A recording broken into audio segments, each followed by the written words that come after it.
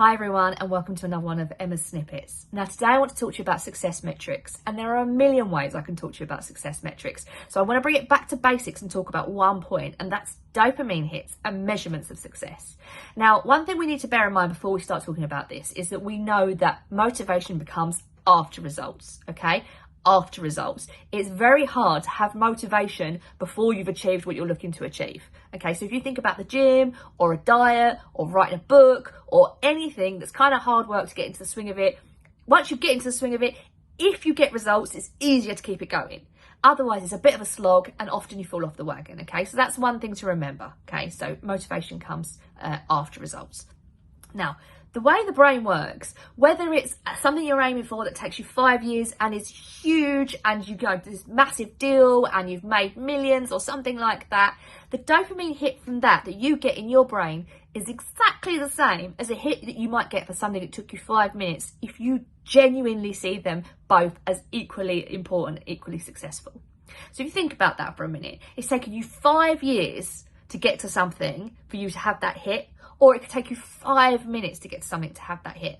Now, the issue without something taking you 5 years is A, you're not going to keep the motivation up. It's going to feel like a slog. It's going to feel difficult.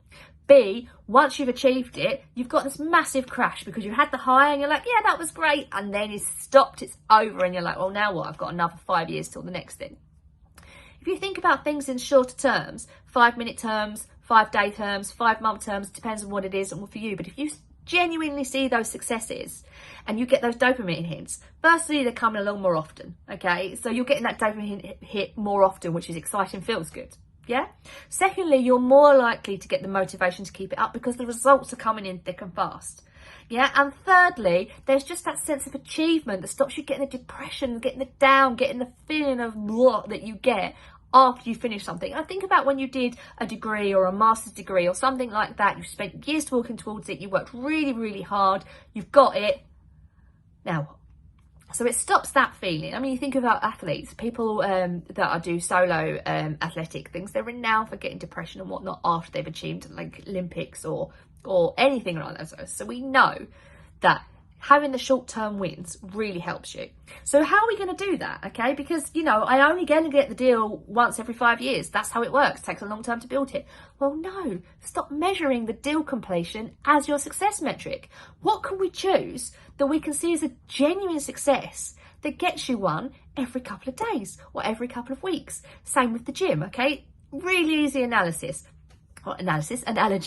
If we think of the gym, okay, as we've succeeded when we've lost 2 stone and got a 6-pack and can bench press some strength weight thing, don't know, not my bag, then you're probably not going to get there. Or if you do get there, it's a slog, or you get it once and it's over.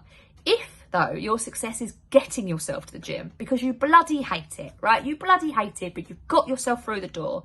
And then you've got the mental health buzz afterwards, that buzzing feeling that you get because you've just worked out and your head's in a really good space and you're in a better mood. If then the success metric isn't getting a 6-pack, the success metric is keeping fit on a daily basis, achieving 15 minutes of exercise, then you're getting results, right? Because you've hit it. Then you're getting the buzz. Then you've got the momentum because you're starting to feel good in other ways because you're starting to do the thing you wanted to do. And you can see how it grows.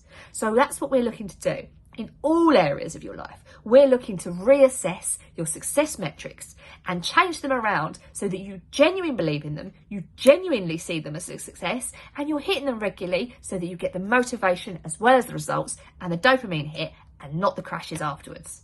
I'm really hoping that made sense. I got very excited and tripped over my words there, but I'm sure you understand where I'm coming from. If this sounds like something you want to work on with me, give me a shout. Otherwise, if you've got questions, drop me a DM. But this is something you can absolutely do on your own or by yourself. Again, tripping over my words. That's what's happening today. Sit and think about it. How can I break this down? What can I consider a genuine success? How can I make this work for me so that I'm hitting that dopamine, so that I'm hitting the results, so that I get the motivation? Hopefully that helps. Snippy out.